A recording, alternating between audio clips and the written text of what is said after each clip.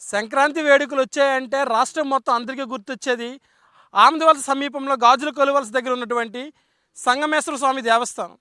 మరి సంక్రాంతి, కనుమ, ముక్కనుమ ఈ 3 రోజులు జరగబోయే జాతర అనేది అంగరంగ వైభవంగా నిర్వహిస్తూ కొత్తగా కమిటీ ఏర్పడి మరింత అభివృద్ధి బాటలు నడిపించడానికి సంసిద్ధం చేశారు. మరి ఆ కమిటీ కుర్రవాళ్ళు ఇక్కడ ఉన్నారు, వాళ్ళతో మాట్లాడే ప్రయత్నం చేద్దాం. సార్, ఇప్పుడు సంగమీకొండ యాత్ర అనేది గణనీయంగా అంటే భక్తుల రద్దీ రోజు సంవత్సరం పెరుగుతుంది. మరి ఆ పెరుగుదల కారణం ఏంటి? ఈ దేవాలయం పెరగడం కారణం ఏంటంటే ఇదొక ప్రాచీనమైనటువంటి చరిత్ర ఉంది ఈ దేవాలయానికి. ఈ దేవాలయానికి వస్తే ఎవరు భక్తులు ఏ కోరిక కోరుకుంటే ఆ కోరిక నెరవేరుతుంది. ఆ కోరిక నెరవేరడం వల్ల ప్రతి సంవత్సరం భక్తులు ఒకరికొకరు సమాచారం ఇచ్చుకొని తండోపతండులుగా రావడం జరుగుతుంది. దానికి తోడు వస్తున్నటువంటి భక్తుల కొరకు ఇక్కడ మేము గత ఏడాది శ్రీ సంగమేశ్వర నిర్వహణ సేవా సంఘం కమిటీ ఏర్పడింది.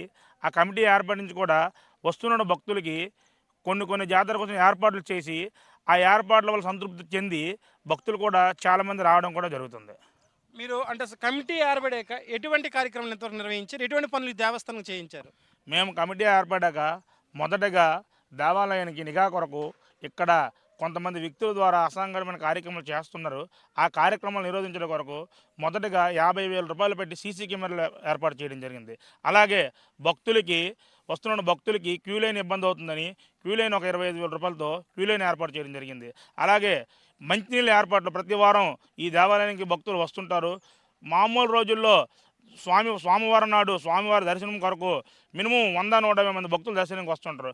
వారికి మినిమం ఇక్కడికి వస్తే కనీసం మంచినీళ్ళు కూడా తాగలేకపోతే త్రాగడానికి మంచినీళ్ళ ఏర్పాటు, అలాగే నిత్యప్రసాద ఏర్పాట్లు కూడా చేయడం జరుగుతున్నది. ఇంకా భక్తులకి ఇబ్బంది అవుతుందని మినిమం ఇక్కడ ఫస్ట్ ఎయిడ్ కూడా రూమ్ లేదని కమిటీ ఏర్పడిన తర్వాత 3 లక్షల రూపాయలతో రూమ్ ఏర్పాటు చేయడం కూడా జరిగింది. అంటే మొత్తం కూడా అంటే సంగమీకొండ ఏర్పడి అంటే దేవుని చరిత్ర మీకు అందరికీ తెలిసింది. మరి దానికోసం మీరు మీ విషయంలో ఒక 2 విషయాల్లో ఈ సంగమేశ్వర ఆలయం అనేది చాలా ప్రాచీనమైన దేవాలయం. బౌనులు, బుద్ధులు ఇక్కడ నడియాడిని సంచరించిన ఆనవాళ్ళు కూడా ఇక్కడ ఉంటాయి. ఇక్కడ ఒకప్పుడు గొల్లబామకి సంగమేశ్వర స్వామి జంగమ రూపంలో దర్శనమిచ్చాడని ఇక్కడ స్థల పురాణం చెప్పుకుంటుంటారు. అదేవిధంగా ఇక్కడ బాహుబలి రూపంలో శివుడు అనేవాడు మనకు దర్శనమిస్తాడు. ఎక్కడైనా లింగ రూపంలో ఇస్తాడు, ఇక్కడ బాహుబలి విగ్రహ రూపంలో దర్శనమిస్తాడు.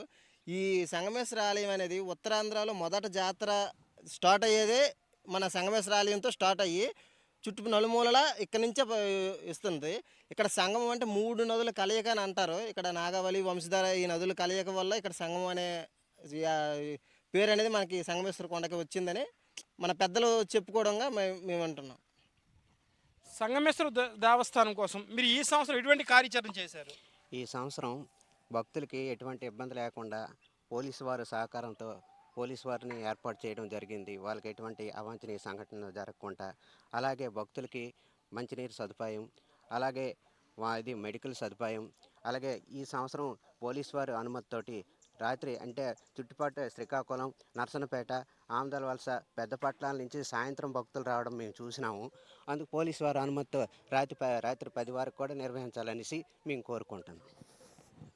సంగమయ్యకొండ యాత్ర ఈ 3 రోజులు 3-4 రోజుల్లో ప్రారంభమవుతుంది. పూర్తి ఏర్పాట్లు చేసాం. తండోపతండాలుగా జనాలు రావాలి, భక్తులు వచ్చి వారి కోరికలు తీర్చుకోవాలని కోరుకుంటున్నారు. ఇట్లు కెమెరామ్యాన్ భాస్కర్తో విజయ్, సంగమయ్యకొండ. లాస్ట్